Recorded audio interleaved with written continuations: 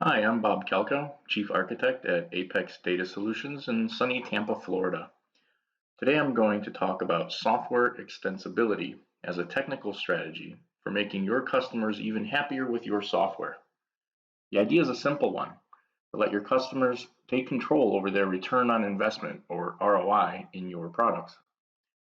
But implementing extensibility requires some deep thought, and if you get nothing else out of today's talk, I hope you'll realize that this forward investment to design extensibility into your next application from the ground up will give your software the professional touch it needs to stand out from your competitions.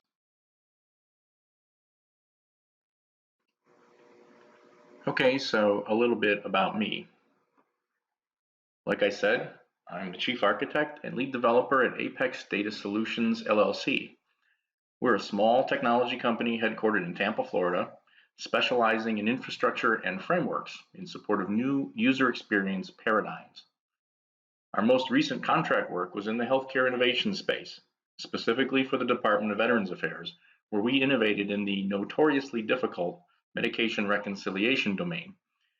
This has been a hot topic ever since the ACA was passed requiring this functionality for late-stage electronic health record certification. During that effort, we also, mainly out of necessity, implemented an N-tier microservices platform for clinical data reconciliation that made it easier than ever for VA web developers to leverage the disparate, often out of sync data about veterans in their clinical applications. This is a byproduct of the fact that there are over 130 VA hospitals, each one with their own instance of Vista, which is their current EHR. So it was also a legacy modernization effort in the end. As the VA is now moving in a more commercial direction, we're taking the time to distill everything we learned from that experience, like a fine whiskey, and pour it into our current R&D efforts, which are commercially focused. And some of them are directly relevant to today's topic. You should know that I'm an inveterate polyglot with a passion for programming and language design that goes back many moons. Aside from being fluent in more than one human language, I'm also particularly interested and intrigued in functional and higher order programming languages and in interactive rapid development technologies. Needless to say, I cut my teeth back in the day on the early versions of Delphi, and I'm thrilled with the endless possibilities of N-tier distributed and decentralized applications in this dawning era of big data and the Internet of Things. And I'm very pleased that Embarcadero is really embracing them.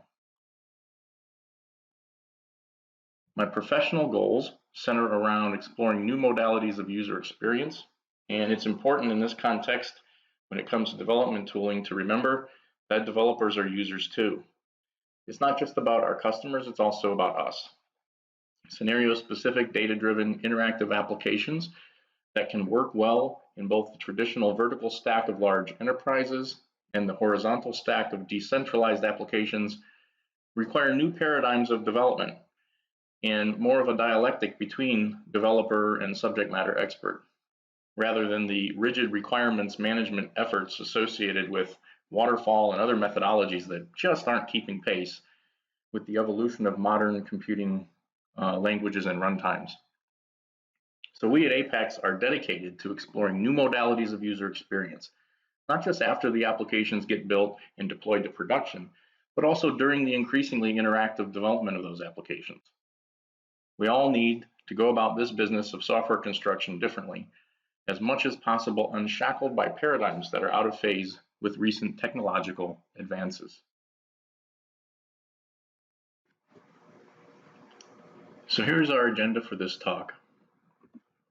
First, we're going to take a step back and consider some industry examples of software extensibility by way of getting our heads well and fully around the concept.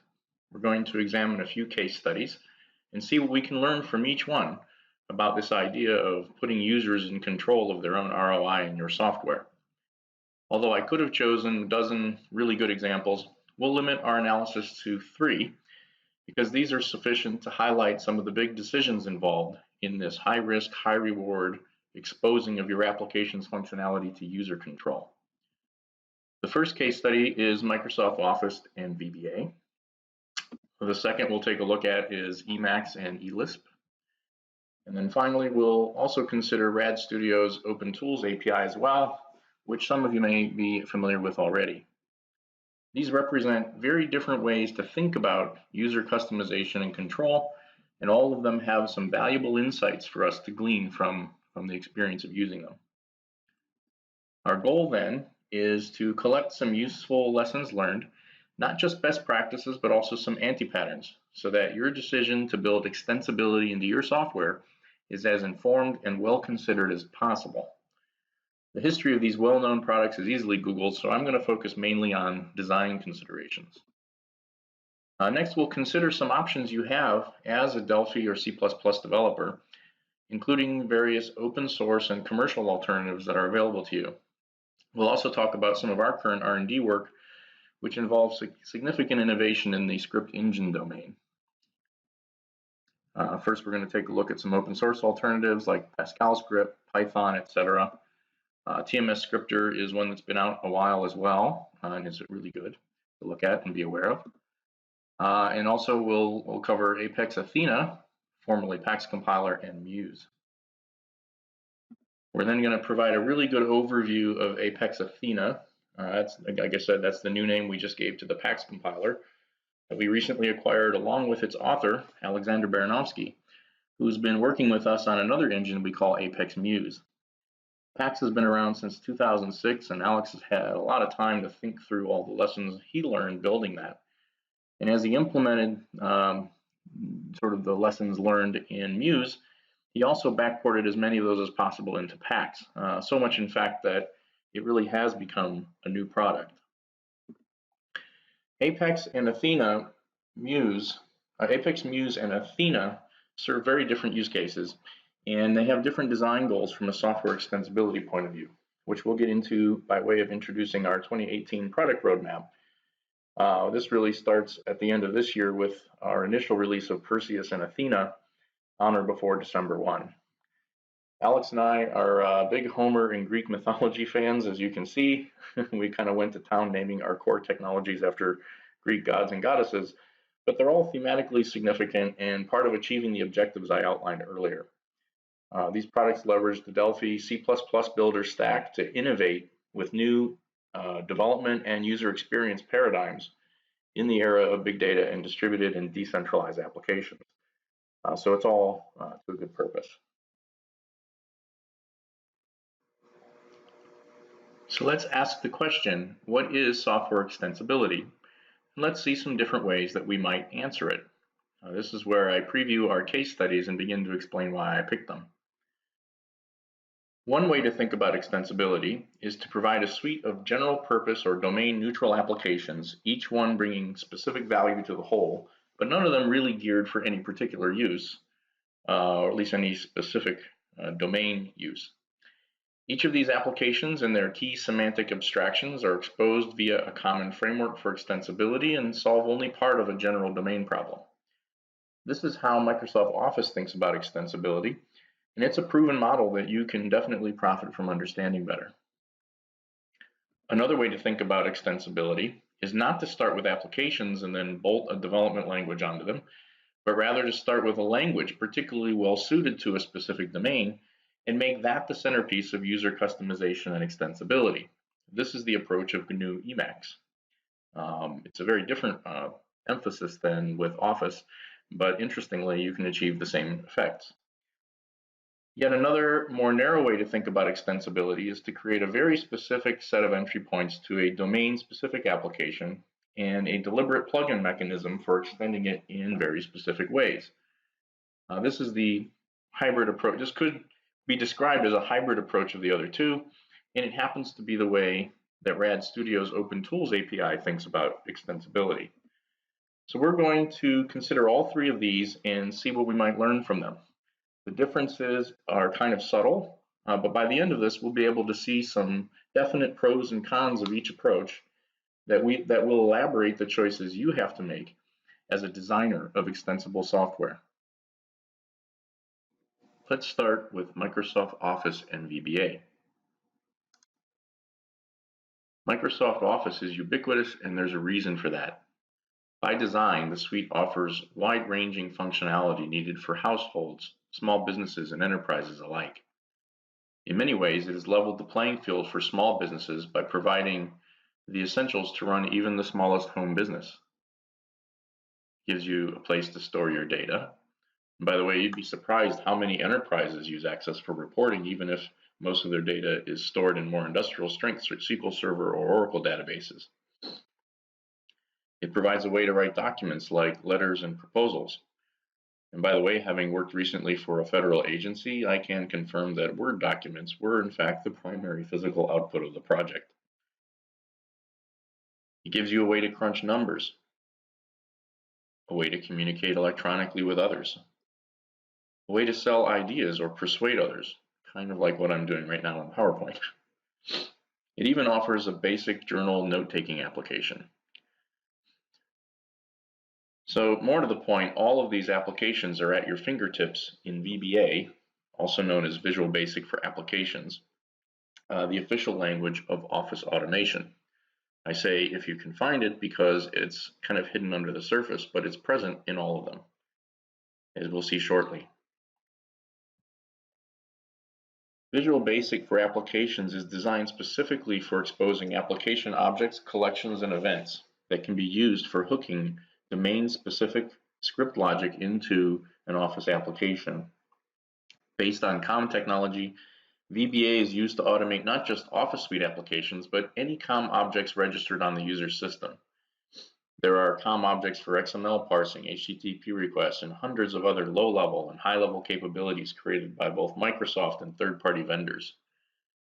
So it's used frequently for integration both between Office applications and with third-party applications and COM libraries. As you know, Delphi's support for COM is quite good. So one way to make your application instantly relevant to the Office suite is to expose its key features through COM automation. Some highlights of Microsoft Office and VBA that are relevant to designers of extensible applications include the following observations. Like I said, the key to bending an Office application to your will in a specific domain is to use VBA to automate or orchestrate cooperation of COM-based servers and libraries.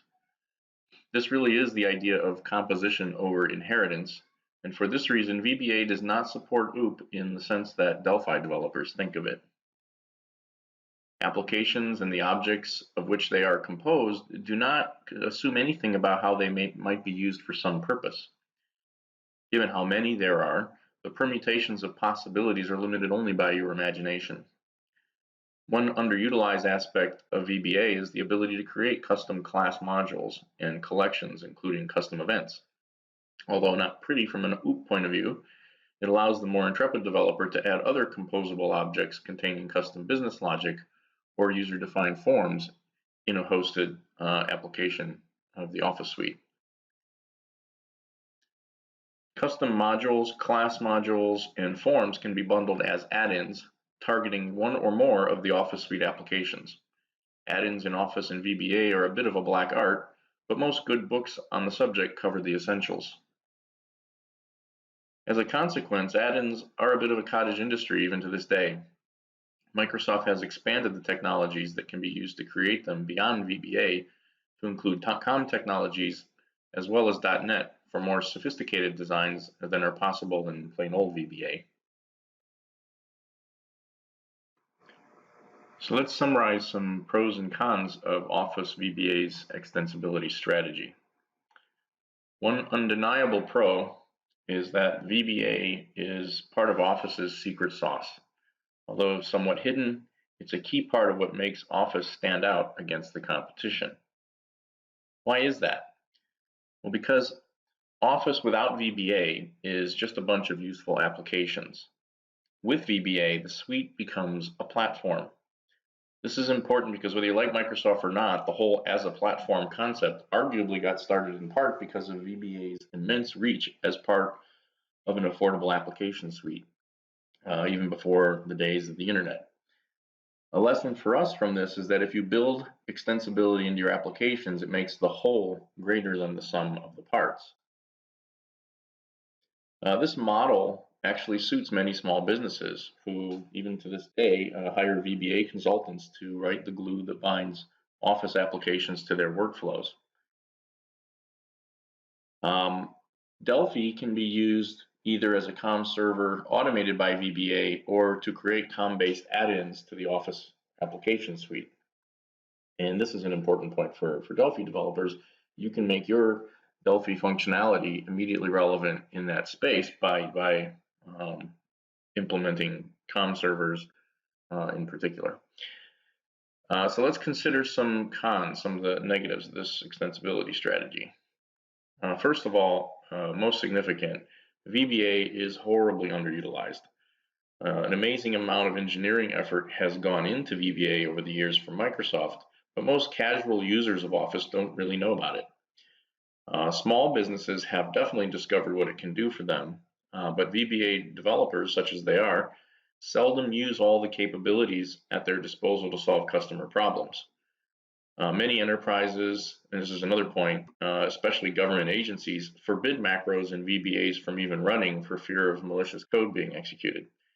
And to be honest, security isn't exactly one of Office's main concerns.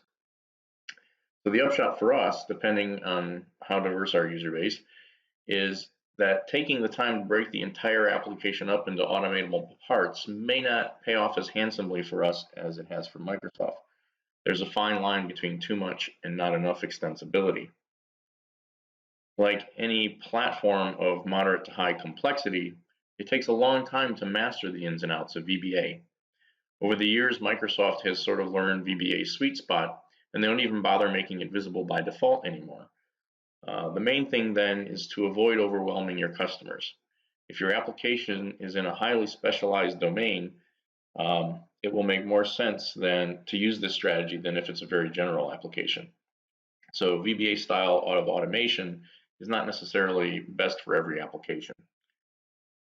You have to keep in mind too that it's a way of thinking. It's not just a technology.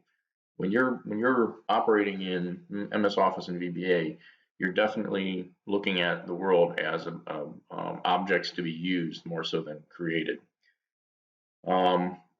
Finally, COM automation, which is sort of the heart and soul of VBA from a technology point of view, doesn't appear to be the future of Microsoft.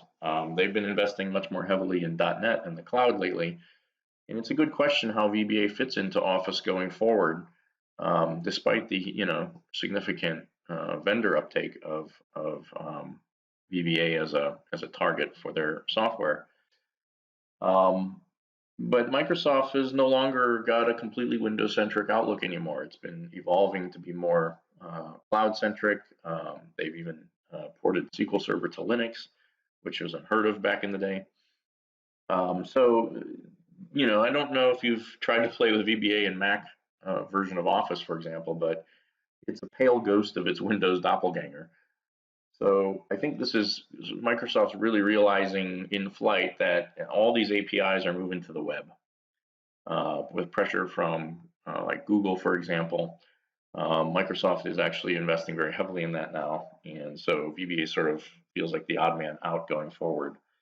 But the lesson here, really for us, is to be looking to avoid extensibility technologies that are clearly bound to a particular operating system or technology set, unless you're content for your product to be bound to it too, which it may be, and that's fine.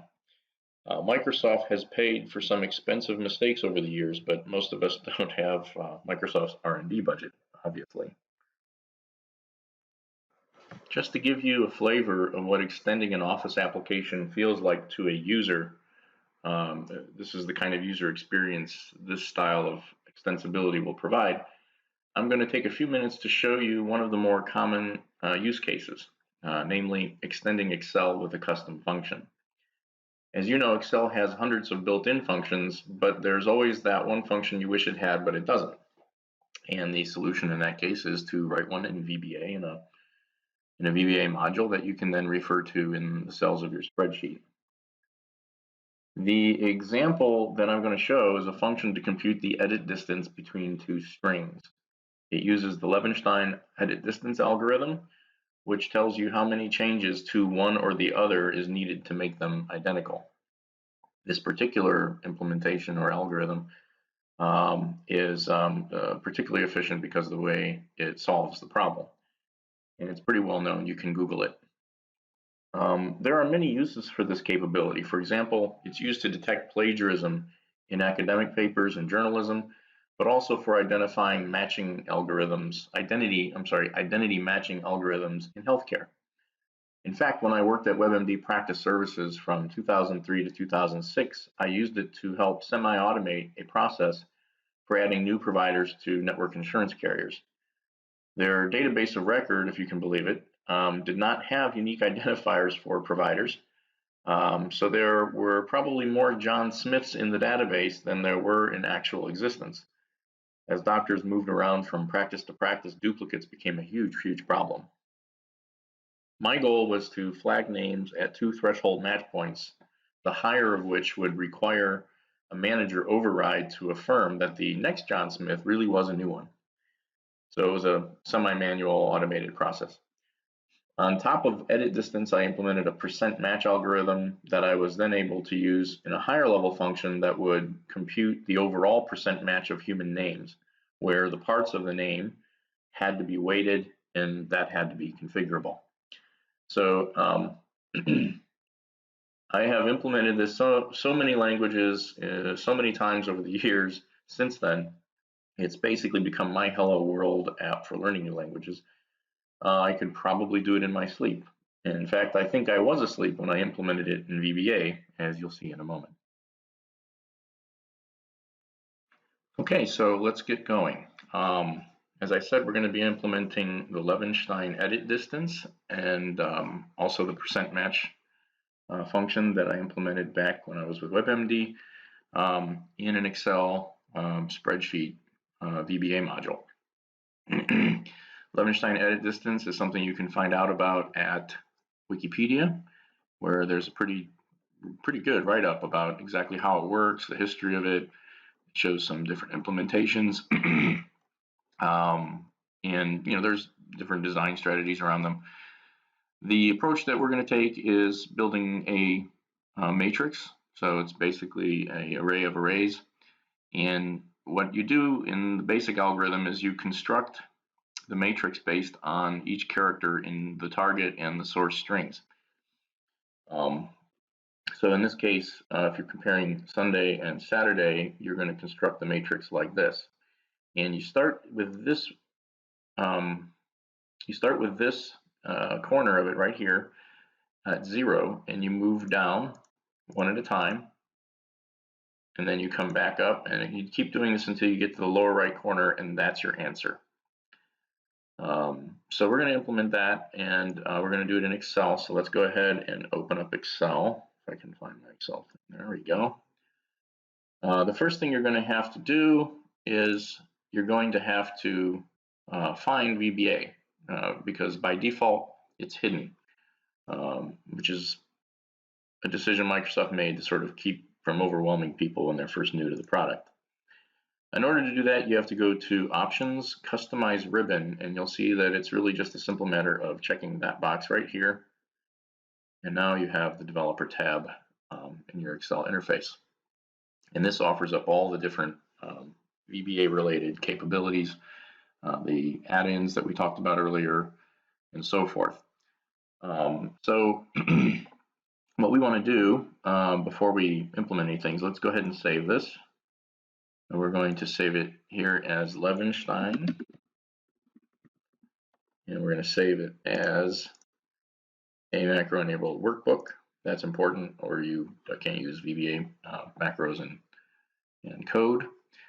So now that we've saved it, we're going to set up our test case, kind of test-driven development here. So let's go ahead and pick Sunday and Saturday. And we're going to pretend we've implemented these functions. We're going to call the first one edit dist. We're going to compare A1 to B1. You're going to see it's going to give me an error saying I don't know that name. That's okay, we expect that. And then we're going to call the soon to be implemented percent match, and we're going to call it against A1 and B1. And also now we get the erroneous, hey, you we don't know the name of that function you're trying to call, error. Okay, so at least we've got the test case here, 2 test cases, and they're failing, and our job now is to make them work. So the first thing we'll do is we'll open up the Visual Basic editor, and you'll see that it is a full-on development environment. You manage your project artifacts up here. You got your properties for each thing that you're connecting, you're interrogating. Very similar to obviously Delphi and the normal VB environment. There are other tools here which I'll talk about once we get through implementing this, but the main point is it provides a very structured environment for extending the capabilities of Excel. So the first thing we're going to do is try out creating these functions and get them to at least work. We're not going to worry initially about correct answers because we do test-driven development. So the first function is edit dist, and the convention when you're writing functions like this is to all caps the name in VBA. So we'll follow the conventions of the environment. We want to return this as a long, and just to get it working, we're going to set it to some absurd value. There we go. And while we're at it, we'll do the same thing for a percent match.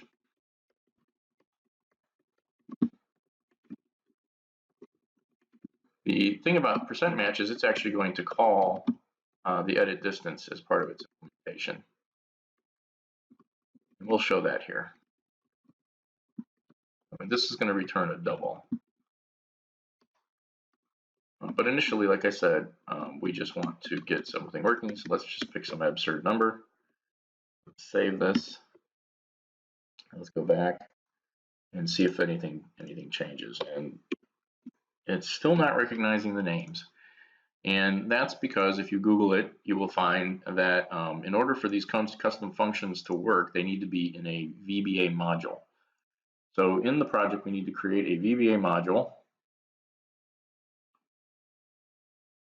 right there. And we'll call this Levenstein. So this is where we need to put our methods. So let's go ahead back to the workbook and move these over here, save them, and now let's see if we have any better luck. All right, so we are definitely working. You can see that edit distance is returning 666 and percent match is 777. These are of course absurd values, but it shows now that we've got the basic plumbing in place. So I'm going to go ahead and implement the actual algorithms, and I'll be back in just a couple seconds. I don't want to bore you with all that typing. So give me a few seconds and I'll walk through the answer. Okay, see you in a second. Okay, welcome back. As you can see, I have done some coding. I'm going to walk you really quickly just through the logic so you understand what's going on. Edit distance, we're going to declare our variables. We're going to compute the lengths of the input strings to redimension the matrix to be the right size. We're then going to construct the matrix after we get the strings as byte arrays. Our goal, obviously, is to set up an iteration from the upper left corner to the lower right corner. The details of what's actually being compared here to get the answer for each cell is something I'll let you read up on. It's basically determining a least cost approach, comparing a couple of neighbors to the current cell. And then finally, when we get to the lower right corner, having computed the entire matrix, that's the answer, whatever's in that corner. Percent match basically takes the two strings. We declare our variables, we compute the lengths, we cop out if the length of both of them is 0. Why bother computing anything? And then assuming that we've got something to compute, we got to know the max length, which of the two strings is longer, and because that's part of the computation of percent match. We actually call the edit distance function right here, and then we use that in the computation of percent match. And basically the algorithm of that's pretty simple. It's 1 minus the distance divided by the max length of the two strings.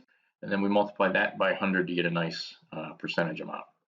Okay, so that's basically the implementation. A couple of interesting points, while typing this, I thought was worth pointing out. There are some interesting features, some of them more helpful than others, in the editor. So for example, if I were to change something about one of these inputs, you will see the change ripples across. So that's kind of like automatic refactoring. At first I found that disorienting, but it does save a few keystrokes, assuming it does everything right. There's also IntelliSense. So like when we are calling the length function here, you can see a little drop down that says I'm looking for an expression to do the length on. I wouldn't say that the IntelliSense is as good as what you get out of Red Studio or Visual Studio, but it's there for development assistance. And it's important to know that you do need to think of these things for your customers when you're building an extensible application. Part of the user experience then is whatever it takes to extend the functionality, and you want to make that as pleasant as possible. So anyway, let's just check that these work now. So we've got Saturday, Sunday. Let's go ahead and just make a change to get it to pop up. So we got 3 as the answer, which we know is correct, and it computed a match of 62.5%. So if 3 out of the maximum length of the longest string is whatever percentage of the whole, and that's what that's actually computing. So we're able to call edit distance alone and as part of a higher level call like percent match. And this is a good state of affairs. So this is generally how you'll work in a VBA environment. You can interact with the spreadsheet as you're coding. You can test changes as you're doing it. It's not a bad experience, actually, all things considered. So if you're going to go the route of VBA style extensibility, this is the amount of engineering effort you have to put into it to make it easy and worthwhile for your business users. Keep in mind that this is not primarily aimed at developers, it never was. However, because of the sheer complexity of what's possible based on it, typically developers got to get involved at some point to really build a solution. And the fine line between your user and developers, et cetera, is something you've got to think through. How much effort do you want to put on your users? So that is pretty much all I wanted to show about editing a function. Now let's talk about the environment just a little bit more. I did tell you that one of the great strengths of the approach of VBA and COM, at least for what it does, is the ability to manipulate other objects on the system besides Office applications itself. So you'll see here that you go to the VBA references dialog, and you'll see that right now you've got a reference to VBA for applications. You've got the Excel 16 object library, Ole automation library. There's sort of a generic Office library. If you scroll down here, you'll see that there's a gazillion COM objects on your average Windows machine. There's libraries like 8.0 for ActiveX data objects. This is how you would connect to databases. Excuse me.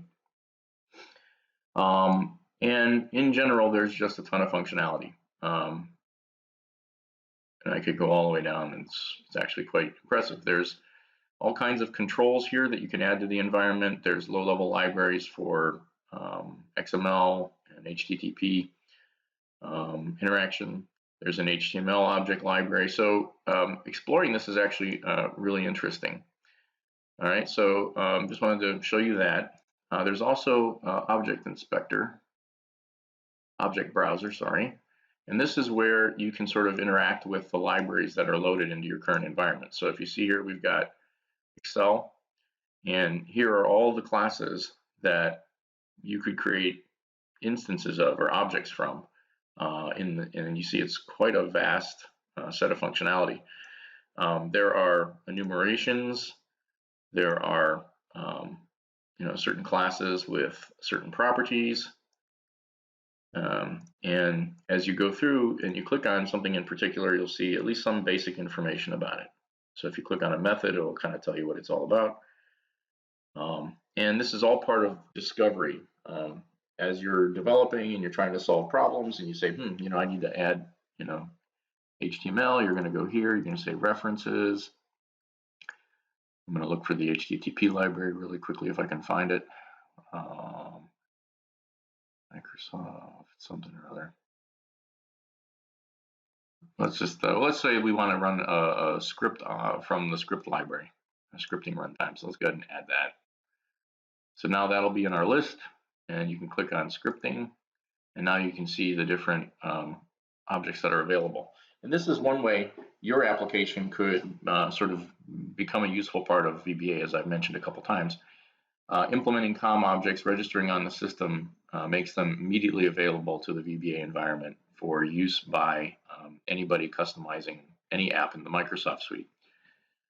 So that's a good little overview. I don't want to overdo it, but I think it's important to kind of see the level of effort that you as an implementer of an extensible app might have to go through in order to provide this level of professionalism. And not to discourage you, just know that there are tools out there to help.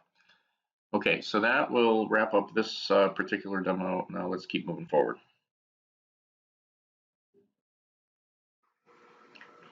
If you'd like to learn more about VBA from a developer point of view, and developers are the intended audience of VBA and its related extensibility features, then I'd recommend the following 2 books of all the many that are available. Richard Mansfield's Mastering VBA from Microsoft Office 2016 is a great panoramic view of all the major applications in the Office suite, with many practical examples for combining the object models of these multiple applications for various integration scenarios. So this sort of gives you the big picture. If you're looking for a deeper dive, Excel 2016 Power Programming is one that's been around going back many versions of Excel, and provides a truly in-depth understanding not just of Excel, but the inner workings of VBA itself. You'll deeply understand all the tools at the disposal of a quote-unquote real programmer using VBA. Things like calling the Windows APIs, creating add-ins that contain custom classes and collections with user forms, the whole 9 yards. As a developer of extensible applications yourself, these books should paint a pretty good picture of the breadth and depth of what it means to expose your products to user control. And I highly recommend them. Okay, let's move forward. Now let's consider our next case study involving the concept of software extensibility. We're going to be looking at GNU, Emacs, and eLisp. GNU is a recursive acronym that stands for GNU's Not Unix, and as a platform for free and open source software, it is the life achievement of the very prolific Richard Stallman. Most people are aware of his political activism and his anti-business leanings, and they know that his Free Software Foundation promotes the GPL or GNU Public License, also called the copyleft license. Politics aside, he's quite the technology wizard, and he's among those credited with giving birth to the idea behind Emacs. By most accounts, he was the one who implemented the original idea of editor macros in the Lisp language. And this branch of that fabled editor is known strictly then as GNU Emacs. The dialect of Lisp that it uses is called eLisp.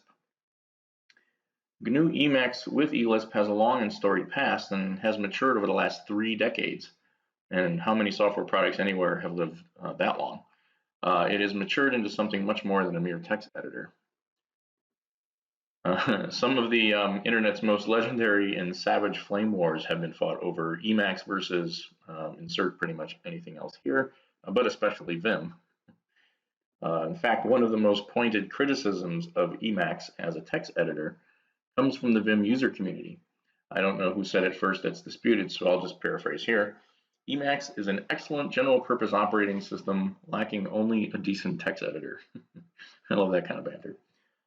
So if you're just thinking about what you want your average text editor to do, there's no question that Vim was built for purpose and streamlined to make that process easy in as few keystrokes as possible.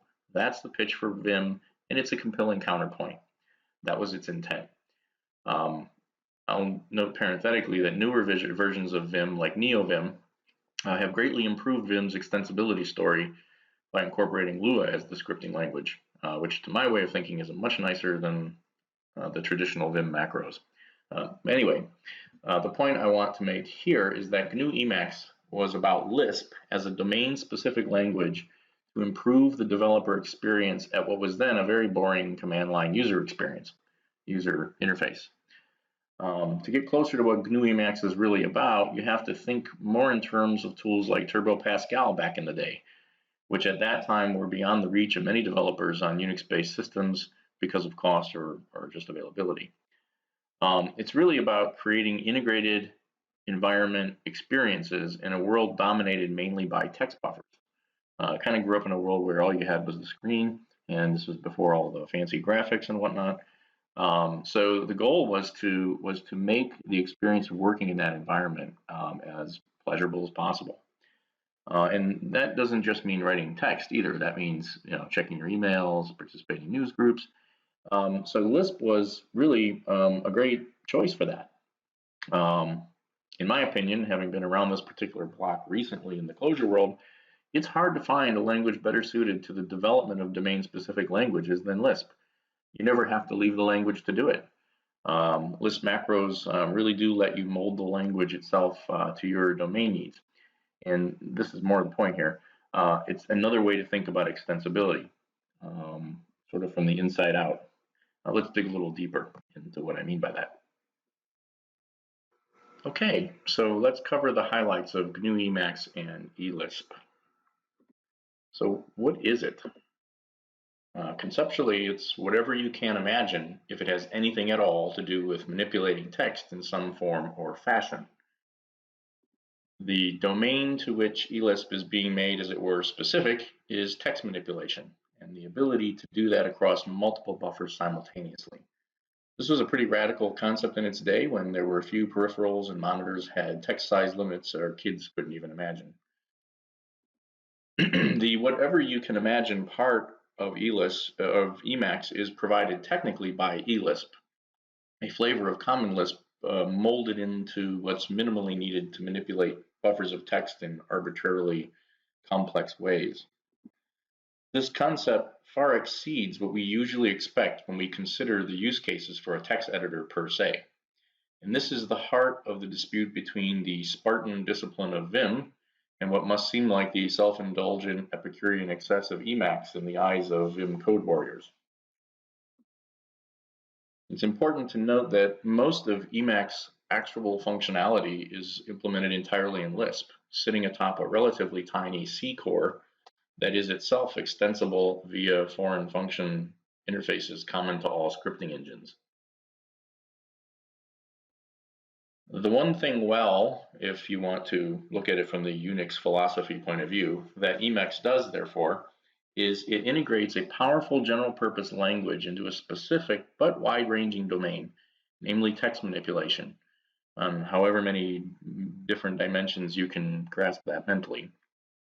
Another important point to distinguish this idea of extensibility from the one that we encountered in VBA is that GNU Emacs isn't just additive through scripting. Because so much of its core feature set is implemented in eLisp, you can undo and redo to your liking any aspect of the GNU Emacs feature set. You can override any default behavior at all and make it behave however you want. You could even make it work like Vim if that was something you'd want to do instead of just use Vim. So this is a more radical concept of extensibility that we're encountering here. I guess you could call it contractibility or maybe reinventability. With VBA, you're limited to the concepts at your disposal as defined by Microsoft, with the option to add to them as you need. With eLisp, you can peel back the whole thing to its tiny core and make it fit your needs precisely. And that's kind of the big takeaway from my point of view for our case study purposes. In as much as eLisp is a general purpose language and can do literally anything any other language can do, you begin to grasp the full potential of using it to combine the core primitives at that C layer in whatever way you need. These primitives and abstractions include things like file system access, process management, ability to manage buffers and windows and frames, and to control the display. Latest versions even allow images and graphics to be included and manipulated in a buffer.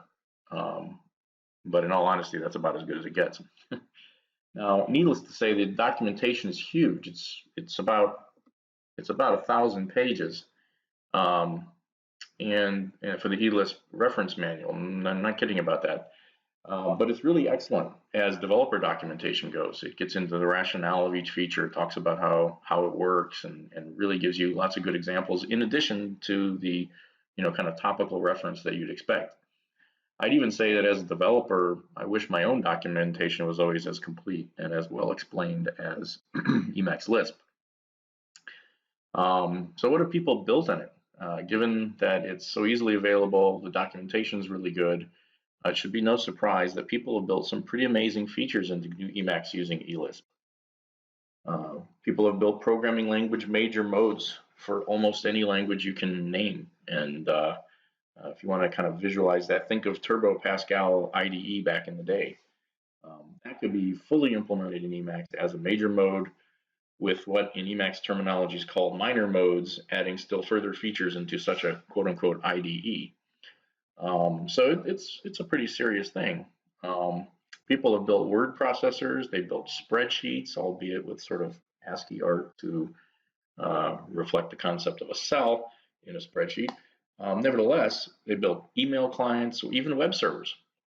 GNU Emacs has great synchronous and asynchronous network primitives to make it easy to build extensions that can connect to servers or allow other clients to connect to it. So when you start to think what all's really under the hood and the power of the language, it's actually pretty amazing. People have built games. They're text-based games, but some of them are actually fun, and you can get to them through the standard interface of GNU Emacs out of the box. Some of them even incorporate AI, and that's kind of an important point.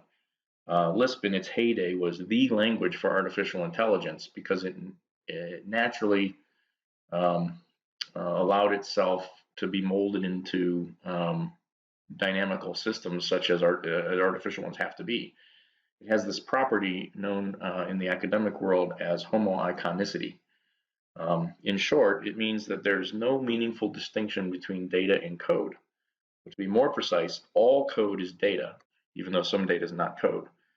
Don't worry if you can't imagine what I mean by that precisely. The upshot is that because code is just data, a program can modify itself at runtime. And that's why Stallman chose Lisp as the language for GNU Emacs. He was an MIT student back when Lisp was cool and knew what it could offer, even applied to something as mundane as text manipulation. I could go on, but I think you get the idea. You can build anything in Emacs as long as you can enjoy its functionality in the text buffer. And so it's sort of this idea of taking the smallest possible thing and getting the most value out of it. And like I say, giving users of the software total control over that. So okay, let's move on.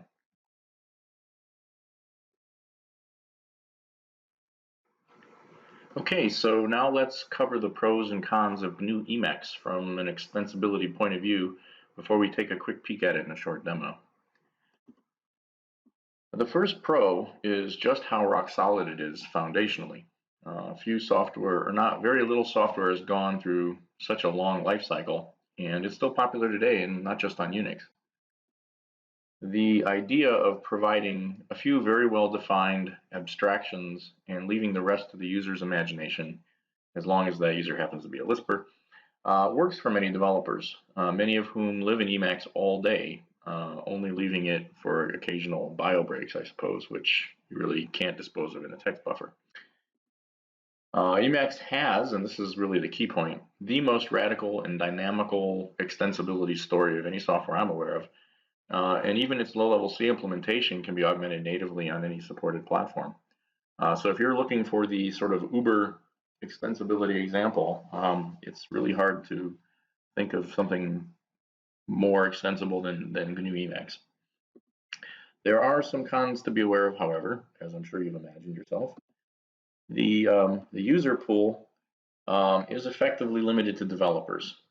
You may not want to offer this level of radical extensibility unless you intend to serve mainly developers who won't mind really grokking your software in the way that Emacs users grok Emacs. And you could do worse than to have such a dedicated user base. I got into GNU Emacs recently. This is another con. When I was working in Clojure, which is a dialect of Lisp built for hostability and targeting mainly Java and JavaScript at this time. And one of the first things that Clojure has told me as I was asking advice about different IDEs for Clojure and looking at Emacs, he said, the problem with Emacs is if you've seen one user's Emacs configuration, you've seen one user's Emacs configuration. In other words, standardizing really isn't Emacs' thing. It's not hard. Everyone could share a common Git repo containing a fully customized Emacs runtime configuration, and I'll give you a quick peek of what that looks like in a minute. But it's not the ethos of the software. It'll fight your efforts to make teams work the same way because it's all about working your way. It's a plus if you're an indie developer, but teams require standardization to function as a unit. So that's an important point to kind of abstract out of this is, just how much customizability you give users is how hard it's going to be to manage them, particularly when you want to do upgrades, for example. Especially in network software, I know nightmares of people that have customized ERPs, even though they're really customizable. You tend to regret it when you're looking at team-based software. So it's a consideration to keep in mind. Finally, in terms of Emacs, the UX is very limited. It's limited to text, and whatever images you have, the ability to incorporate in your buffer just kind of reminds you of the old Netscape browser. And that's probably the one thing about Emacs I would change at the lowest level in my copious free time, if I had any. In fact, as I'll discuss later, we are working on a project called Apex Odyssey, inspired by, among other things, Emacs, which is all about highly interactive, graphically compelling user experiences, including when those users are developers. I'll talk more about that later. Okay, let's move on to the demo. Okay, so now we're going to demo a quick introduction to Emacs customization and illustrate a few points that we've been meditating on as we go. So now Emacs is loading, and you'll see here it's now popped up, and it automatically comes into what's called the scratch buffer. And in this buffer, you can write arbitrary Lisp code and evaluate it and play with it and experiment with it. It's kind of like a safe place to kind of do your thing. You can also put any texture you want. So if you're kind of in the middle of a thought, and you want to catch stuff, it's basically a playground for text with Lisp editing features built into it. So let's go ahead and implement our handy dandy edit distance. I already saved the code to memory, so we don't have to go through the pain of that. There it is. This is the same algorithm implemented in Lisp that we saw in VB earlier. And the way that I make this something I can actually call is I go to the Lisp interaction menu and I click evaluate defun. Defun is a macro, actually. And you can see down here in the corner, edit distance is now defined.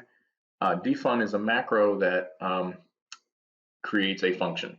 So now I can actually refer to this thing called edit distance in calling a function. And that looks like this in Emacs. So in Emacs, everything's surrounded by parentheses. And you'll notice that after I type that, even in the lower left corner, there's stir1 and stir2. So it's got its own concept of IntelliSense.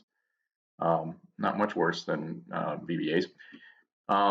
So the very first thing in a set of parentheses is either just data or a special form. And in our case, we've bound a symbol called edit distance to a function that we defined above. And now I can call this. And so the key is to send parameters to it. And these just go in order. So remember I mentioned about homoiconicity, that there's really no syntactic difference between code and data. There's a way of looking at this, this line right here, as it's just data. It's a list at the head of which is a symbol called edit distance, and then 2 strings following it, Saturday, Sunday. If I had not defined the function and bound it to the symbol edit distance, it would just say, I don't know what to do with that. I can't execute, it's just data. But because I did bind the symbol to the function, I can now execute it. And so what I expect here is I'm going to say evaluate and print, and we should get 3 back. That's the correct answer for that particular combination. So again, it's really powerful. That method is now in the Emacs runtime, available to me until I close the environment, and it's just baked into what Emacs is, and that's kind of an important point. Now, when I first started using it, there were all kinds of things I wasn't used to. I didn't like the color coding. You can see now I've got sort of a color scheme I like, and I'll show you where that's done.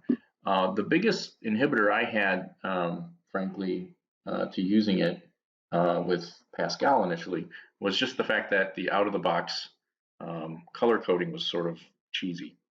All right, so let's go ahead and open a Pascal file. Let's see. I'm going to go to Projects, Apex, Code Rage, and I'm going to open source, and we're going to go to let's go to resources, and we're going to open Code Rage, Iterator. I want to open the sites paths file. Okay, so when I open this, you're going to see that it kind of doesn't do the right thing. It's really just the normal Pascal mode from Pascal before Object Pascal, and that's kind of annoying. It turns out that there is an Object Pascal mode called O Pascal, and so the first thing we're going to do now is we're going to go into my Emacs init and add that. Emacs d init.el. So we're going to go into my init file, and this is kind of what it looks like inside that directory I showed you. So the first thing you do is you want to be able to handle packages, and you got to set where you get your packages from. And there's a number of repositories out on the internet where you can pull code down from. It's sort of like the concept behind Edit in Rad Studio now, but it was here a long, long time. There's certain, rituals you have to do to kind of get the thing configured, and I've got a whole bunch of things I like to have automatically loaded in Emacs, like Projectile for managing projects. It makes it easier to navigate them. So this is basically the structure of the file. I'm actually customizing everything about it, telling it where my load path is because I have some custom code there. When I was doing mumps development, I created my own little mumps mode. That's in there. The customizations for the UI are broken out into a bunch of separate files: shell integration, navigation, UI, editing, and all of that I want to load automatically when I start up. And that's actually what did all the colorizing of my syntax highlighting and all that. All right, so the problem I have is, well, first problem is I don't have Pascal automatically loading for me with the right mode. So the first thing we want to do is we want to go to auto load. Want to add this. I'm going to add this line. Just trust me. I'm going to type it real quick here because I'm a little challenged today to type and talk at the same time. What I want to do is I want to invoke the OPascal mode, and I want to display OPascal when it's visible. And I need to hook that to run. So there's this add to list method. Takes the name of one of the built-in lists, and this one's called auto mode a list.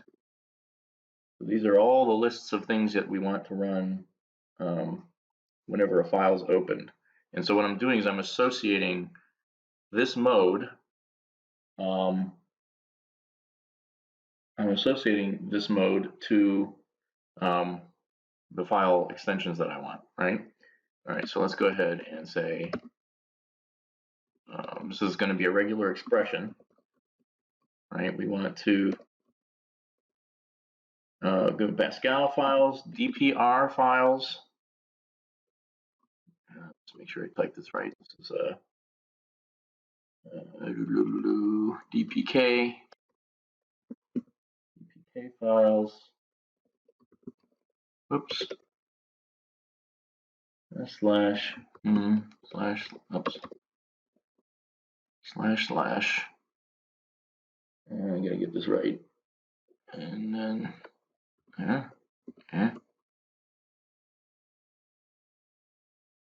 and now I want this as a cons cell, so I have to cons that to my Pascal mode. All right, that's right. All right, so this should solve that problem. All right, so I'm going to save this. I'm going to exit out. We're going to load it again.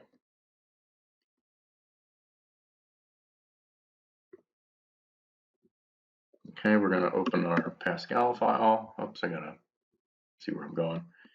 We're going to go to projects, Apex, code rage, source, resources.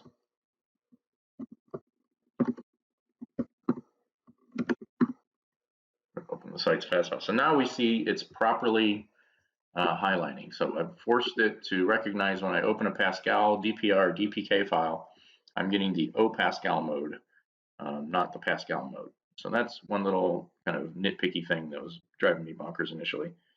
The next thing you may have noticed in my init folder, in my init file below where I put that, I'm just going to go back there real quick.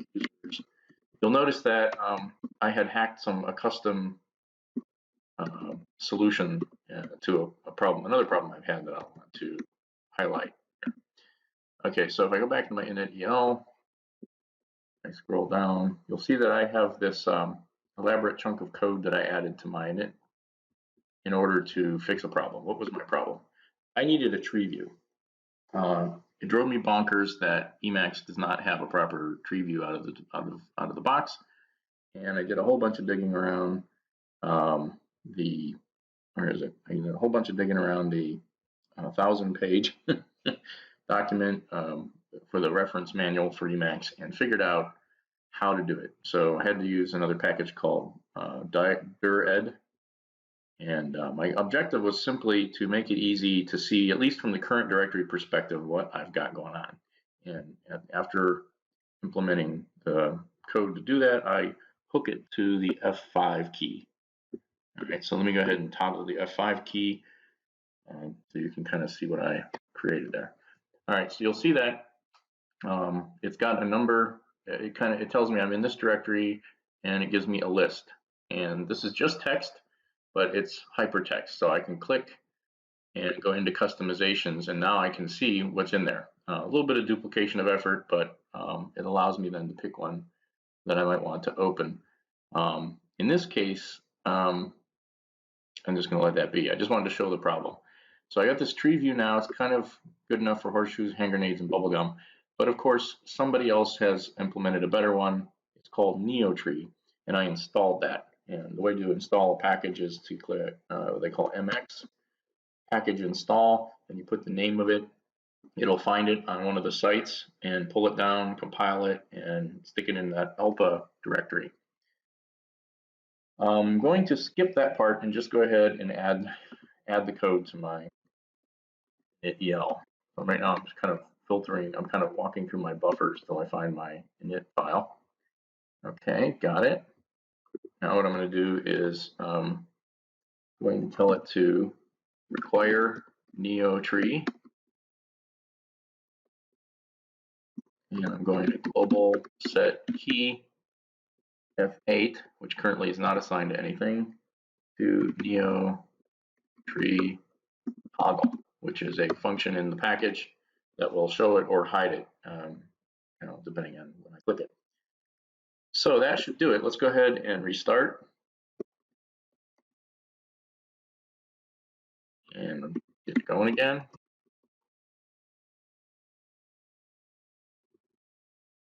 All right, so let's see if we've got it. F8, it looks like this. There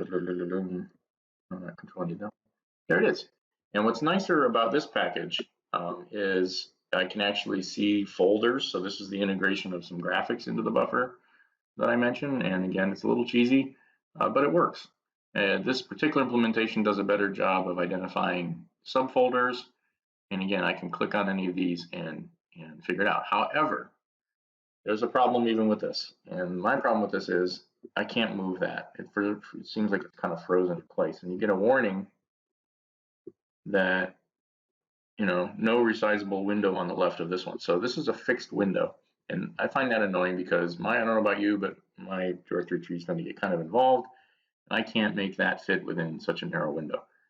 Now, it's very traditional in the development of major modes and minor modes, and utilities like this Neo tree to offer customization endpoints. And that's really important. That means that as a user building an extension to Emacs, you can build extensions into your extensions. And so I want to kind of show that off for a second. Let's go ahead and go into the Alpha directory. Let's find our Neo tree, and let's open the neotree.el root package source code file.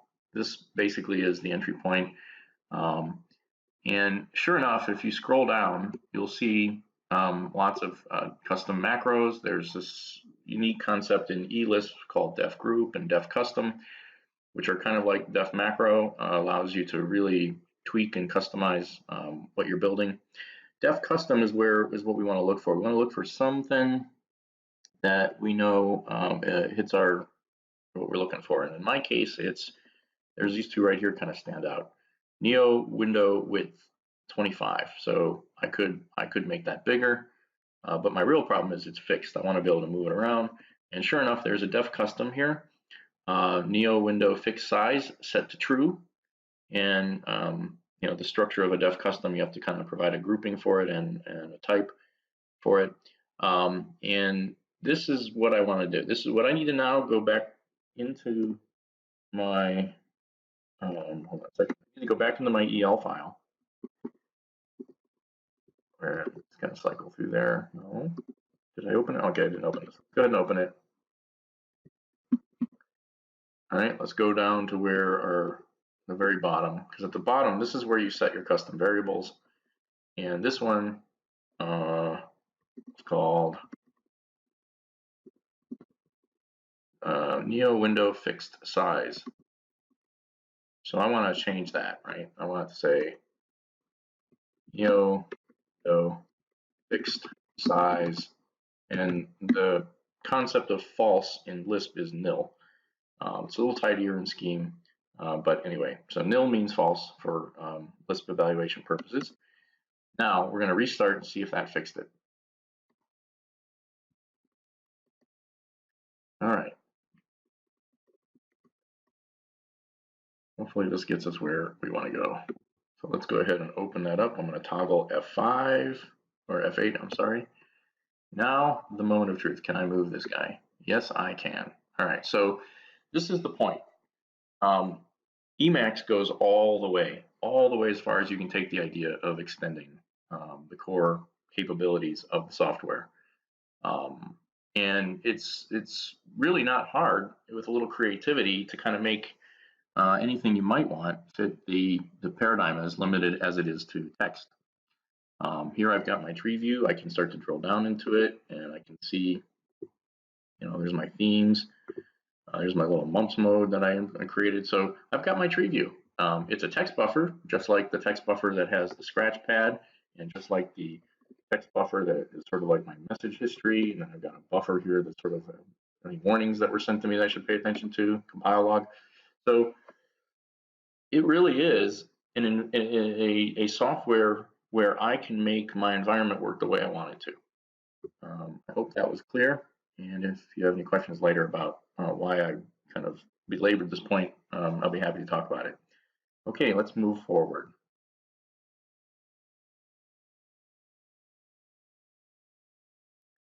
Okay, if you want to learn more about Emacs and eLisp, I highly recommend the following 3 books. There's Learning the New Emacs, whatever the latest edition is, that's what you should get. That's sort of the canonical O'Reilly reference, and it's really geared for users of Emacs as a text editor. although it does get into issues like programming major and minor modes, not from a programming perspective so much as um, some custom functionality you want to add that's of interest. So it's a really good reference, and I highly recommend it.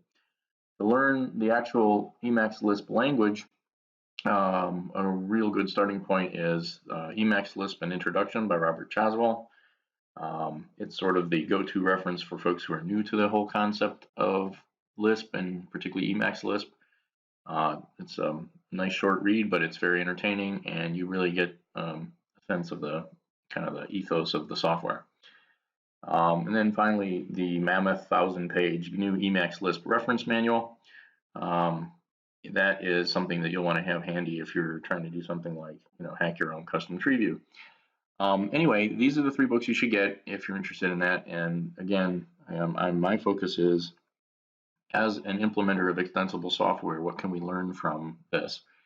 And it's from that point of view that I'm spending this much time on non-Delphi stuff at the Code Rage. Okay, so let's move forward to our next case study.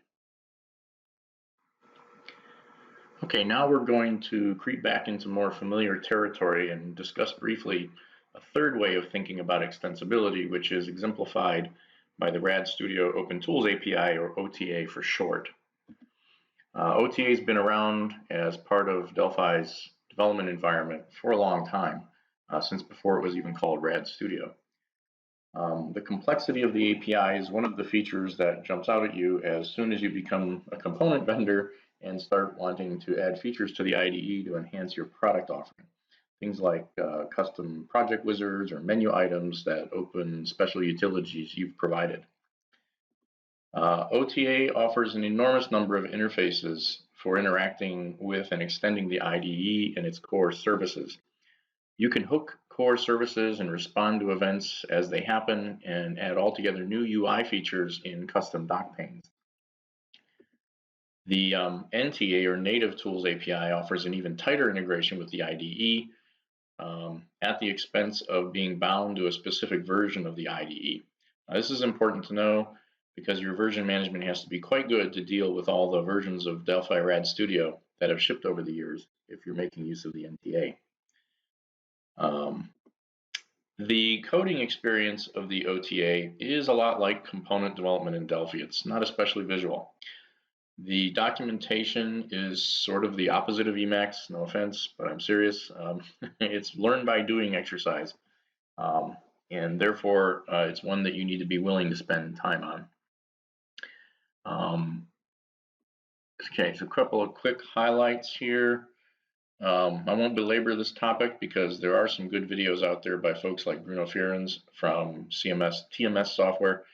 They get into the how-tos a little more specifically. I'm really interested here to talk about how OTA's concept of extensibility is different from both VBAs and Emacs. So add-ins can be implemented either as DLLs or BPLs. The loading semantics are different depending on which one you choose. Personally, I find BPL is easier to create and think about, but it's important to know that you have a choice. I'll point you to some good documentation in a bit for more thorough treatment on that topic. Add-ins must have at least one class that implements at least one interface and is registered on startup. RAD Studio takes the idea of coding to interfaces pretty much all the way, and there are many of them. So, and so many versions of them over the years, that really the black art of OTA development is understanding by experience how they relate to and interact with each other behind the veil at runtime. You'll have many epiphanies about what you were supposed to do with this or that method after a few IDE crashes. There is a clear semantics for each interface, but that clarity comes mainly in retrospect. The other thing that's important to understand is that add-ins are islands. It's the nature of coding to interfaces that neither side of an interface contract cares or should care about the internals of the other. And it's best then to rely solely on what is exposed to you through those interfaces. You can't assume anything else about what might be going on in RAD Studio. In general, the greater risk is when you're using the NTA, where you have more access to internals through additional lower level interfaces. But in principle, that's what coding to interfaces is all about. It's really about having good borders and respecting them. Let's just summarize the pros and cons here. First pro is that as a developer, you have access to all the core abstractions and runtime services of the IDE if you want it. Getting started is easy. You just create a new BPL package project and add the design IDE and VCL packages to your requires clause. After that, the fun and the pain can begin. Coding to interfaces is good engineering discipline and probably one of the things about the design of OTA that I like a lot. Clean separation between the add-in and the environment is critical if we're to avoid randomly crashing because of conflicts between add-ins. This idea of isolation between them is important. Obviously, at a preference level, I'm more of a kind of let people do their thing kind of guy. But when you're dealing with a domain like an IDE with a lot going on, and it is basically a team development tool, this isolation is going to be preferable in that scenario. The big win is that you can add features to help yourself as a developer, or you can buy products of others who have solved problems Embarcadero didn't get around to or didn't see enough demand for. You can create them for yourself, and over time, if you polish them up and think they solve the problem for other people do, you can sell them. So it's a good entry point into the vendor space if you're more focused on making the IDE a better place to live than, say, going crazy with drag and drop components. But there are some serious cons to this kind of extensibility that you should be aware of. First of all, you can't change a thing outside of what's defined in the interfaces and the contracts they imply. This represents these represent a seriously segregated set of playgrounds for you to play in without hurting others. If I were to picture these three case studies on a continuum of 0 to 10, where 0 is rigid, 10 is flexible, I would put OTA at 0, I would put VBA at about 5, and I would put Emacs at 10. Now, I'm not making value judgments about them in this sense. I'm just noting that this concept of very rigid model, a very additive model, or a very fluid model, it was a key point that I wanted to illustrate by picking specifically these three extensibility case studies.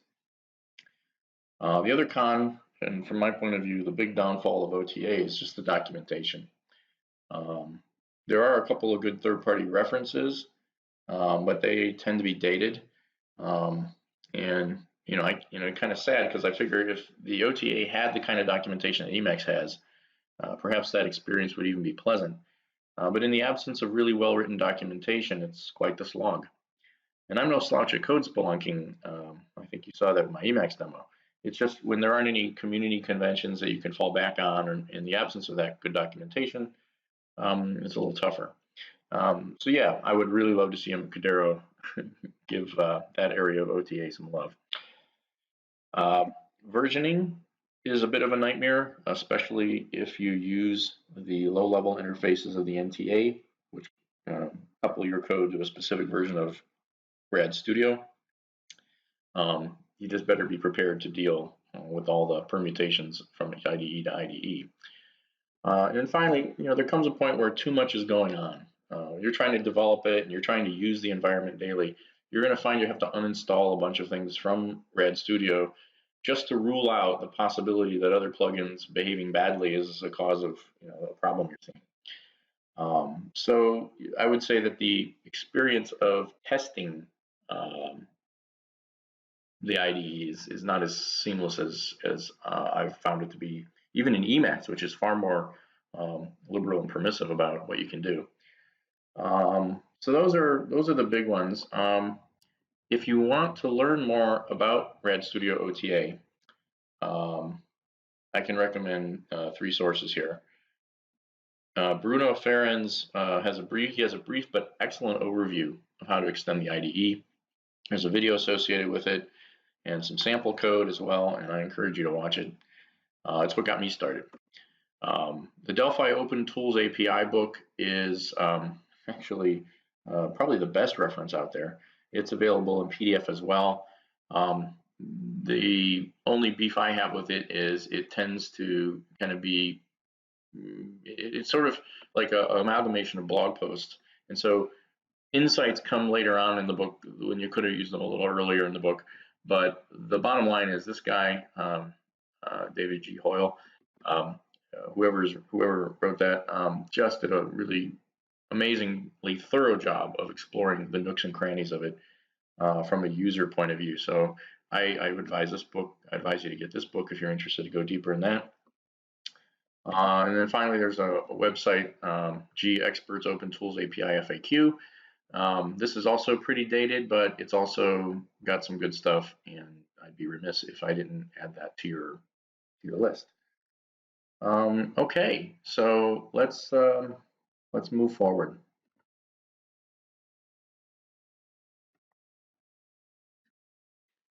So what are the big questions that you have to ask yourself as a designer of extensible software before you go too far down an implementation path?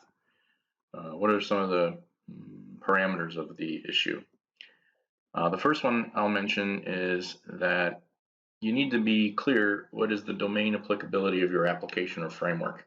Is it a very specific domain, or is it kind of neutral? Is it specific but wide-reaching, or is it very narrow? A large part of what extensibility strategy makes sense for you is going to hinge on that. And in part, that explains the variability we saw in our case studies. The next sort of big question you have to ask yourself is what kind of interface does your audience want? Who's your audience? What's their skill level? Are you better in a structured environment with objects, collections, and events that can be kind of easily gotten your head around? Or is it more of an abstraction versus an interface-based API? On the order of either end of the extreme, being Emacs on the one hand or OTA on the other. Again, it all depends on the skill level of your audience. The processing paradigm is important. Are we talking single or multi-threaded? And that's going to have big implications for how you expose the internals of your system. Obviously, single-threaded apps like console apps are simpler, although they don't have to be simpler. They could be multi-threaded too. But the point is that the processing paradigm of your application is important to really have your head around before you make any big decisions. Coupling between the add-in and its environment. Are we going to have sort of a loose scripted environment like Emacs where you kind of have access into everything, or is it going to be very tight and native and static where there's boundaries in place? These are just some things you need to think about before you embark on making, particularly in the case of a suite of products. You got to really deal with this coupling issue. There's also runtime considerations. What kind of runtime does your application offer? Is it dynamic? Can it change? Is it fluid, or is it much more static and well-defined, such that there really aren't many possibilities for things to get out of hand, and so you can be a little bit clearer in the abstractions you expose.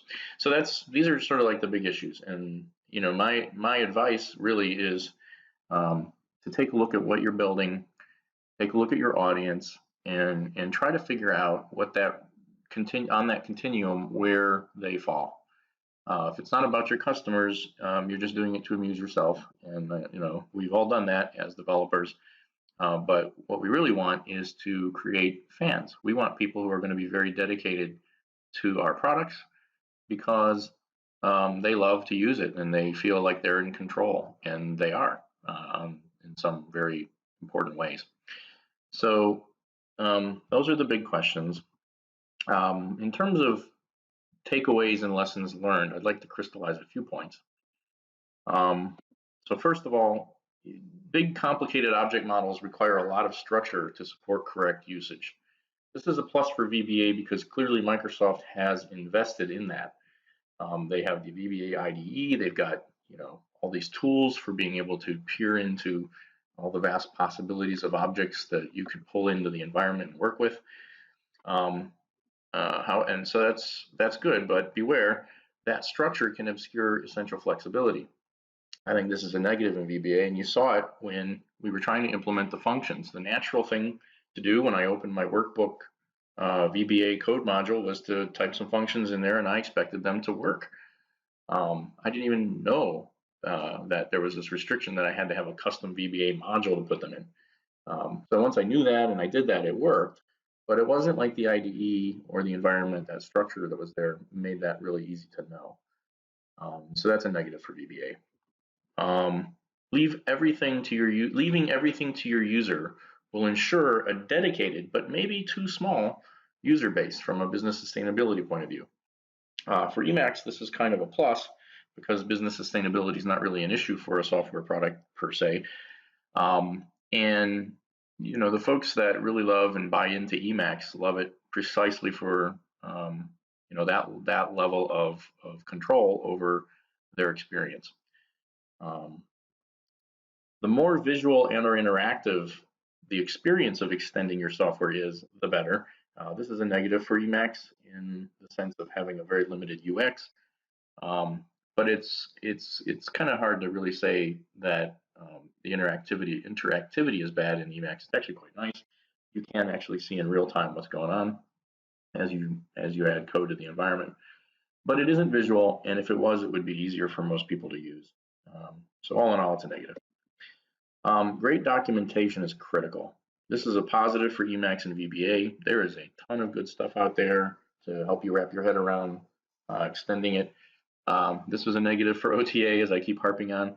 That really makes a big difference. So you have to be dedicated to really documenting the extensibility of your application very well.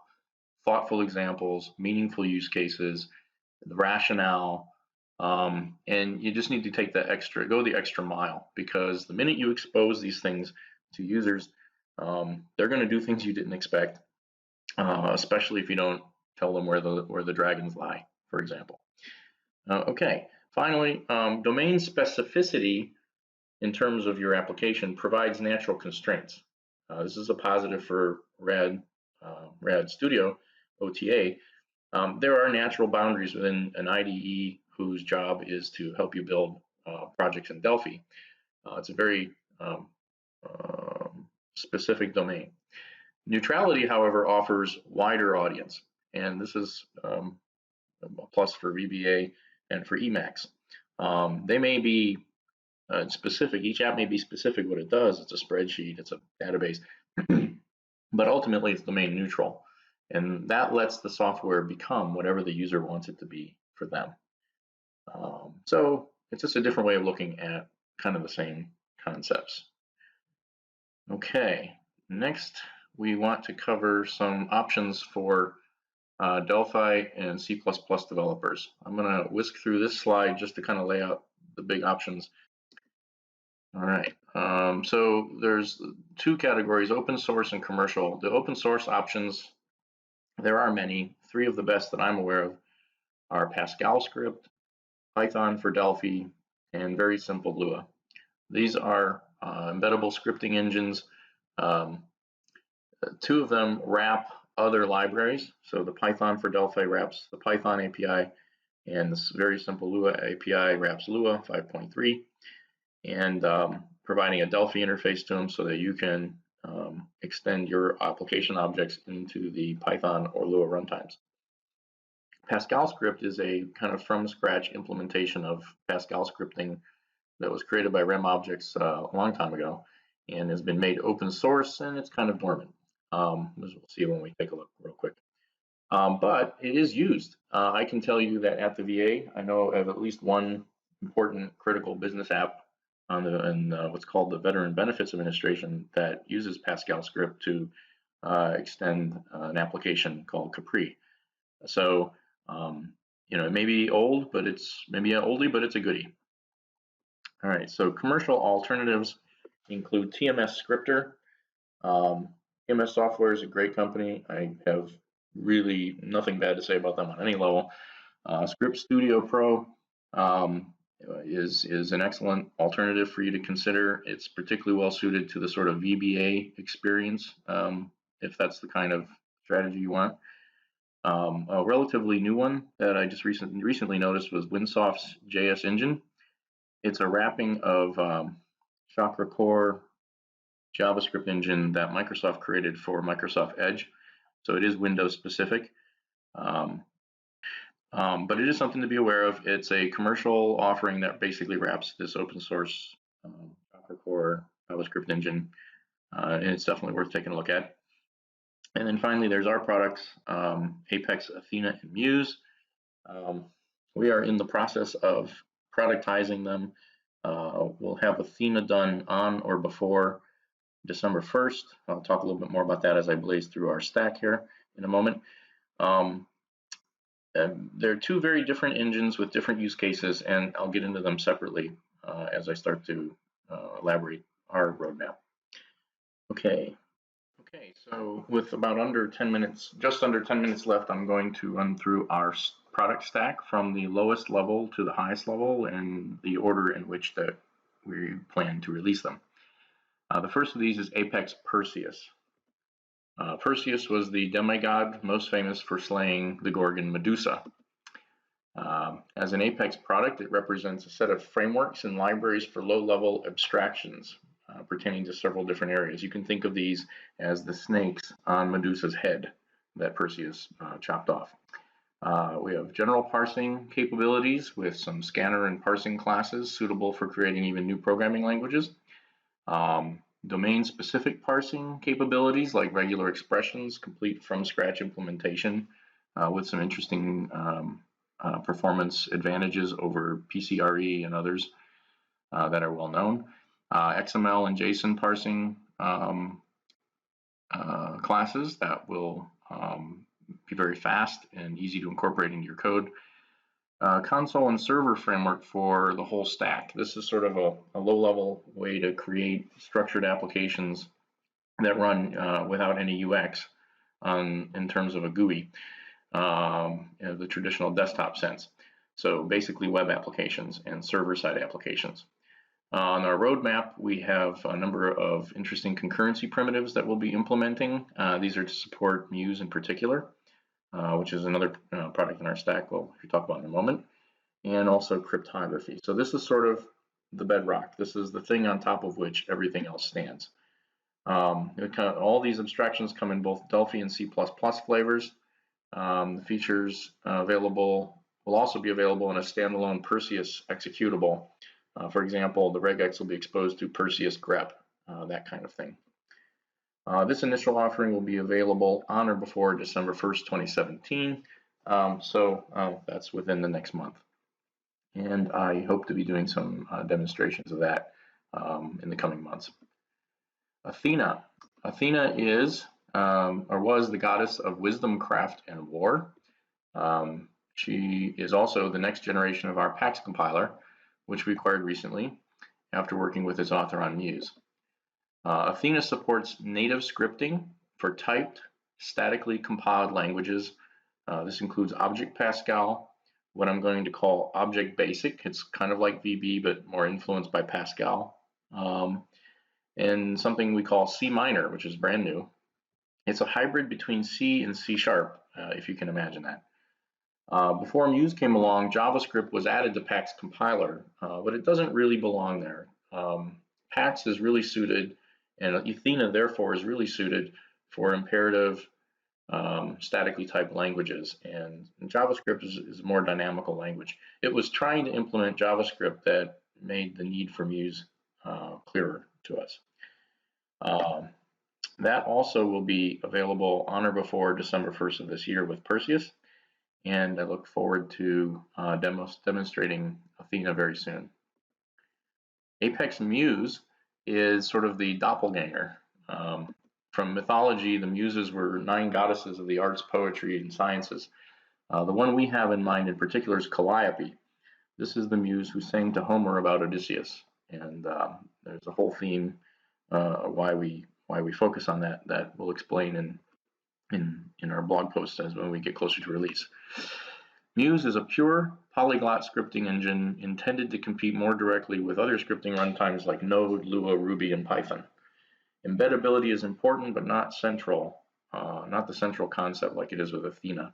Athena is really about embedding into your app. The big objective here is extensibility. And so Muse has some very interesting characteristics.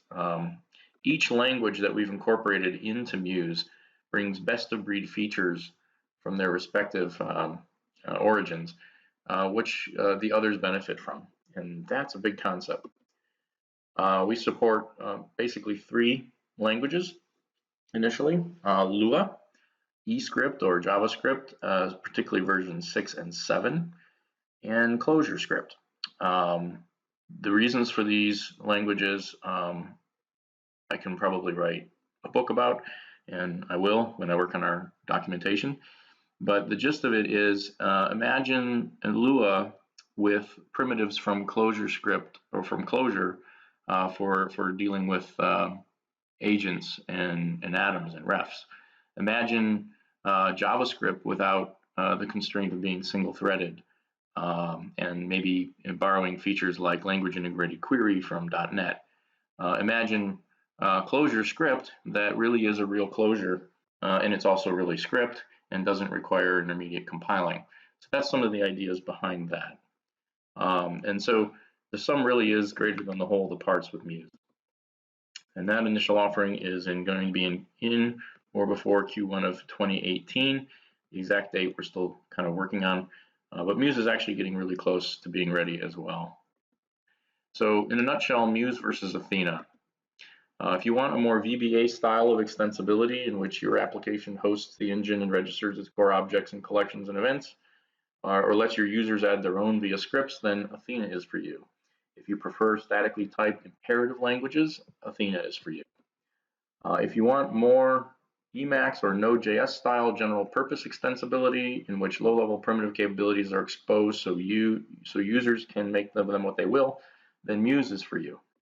If you prefer dynamic, functional, or domain-specific languages, then Muse is for you.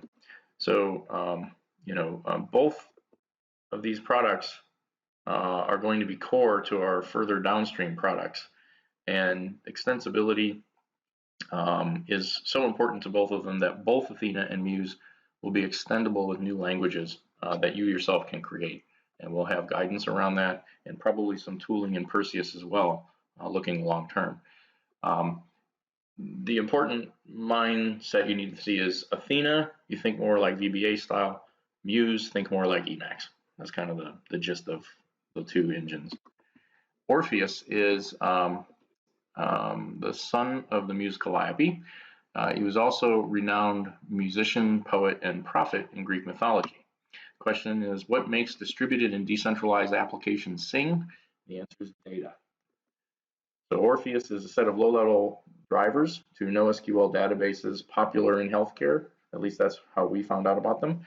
But more importantly, they're graph-oriented, which is a very specific paradigm that we are quite fond of. And they're included but not limited to InterSystems Cache, which is what the VA's Vista runs on, but also half the banking systems of Europe run on the same mumps code. FIS GTM is another mumps database like Cache that is very popular, and we intend to support that. MarkLogic is another interesting database with sort of graph and hierarchical data concepts that are very core to its operational runtime. And there's others in the graph space that we also are interested in, like OrientDB and Neo4j. So basically, Orpheus is wrapping graph-style databases in various industries. Initial offering will be available in or before Q2 of 2018. Apex Odyssey. So Odysseus was the famous warrior who, after the sacking of Troy, wandered around for a very long time seeking home, and then found that all kinds of guys were trying to date his wife. He's probably the most told tale in the Western canon. Apex Odyssey is a new concept for developing scenario-specific, highly interactive user experiences involving large quantities of data from diverse sources. So think of it as kind of a new browser for mashups without the baggage, RAD unshackled from traditional user interface components. The key idea is user-centered storytelling, and that's why we chose the whole Odysseus concept. How to make data tell a story that can conform itself to the unique needs, responsibilities, and preferences of each user. So Odyssey is going to be very interesting. I'm really looking forward to demoing that really soon. And we should have that on or before Q3 of 2018. Finally, there's Apex EOS. And by the way, I say finally, as in that's just part of the core stack. There's more later. But for today, the final thing I'll talk about is Apex EOS. EOS was a titaness and the goddess of the dawn. We are at the dawn of a new era in distributed and decentralized computing. Lots of interesting things happening. The cloud's just the beginning. I'm sure you've heard of things like blockchain and Bitcoin. Apex EOS is a framework for micro and nano services. Think something more like Amazon Lambda if you need something to sort of think about it by. It's designed to be suitable for implementing both vertical, i.e. enterprisey, and horizontal, that is to say peer-to-peer or decentralized service stacks. EOS cleanly separates operations from transports and allows you to assemble exactly the server you need on demand, nothing more and nothing less. Among others, it supports REST services. We're going to support GraphQL and Falcor style services, which I think are a huge improvement on the REST concept.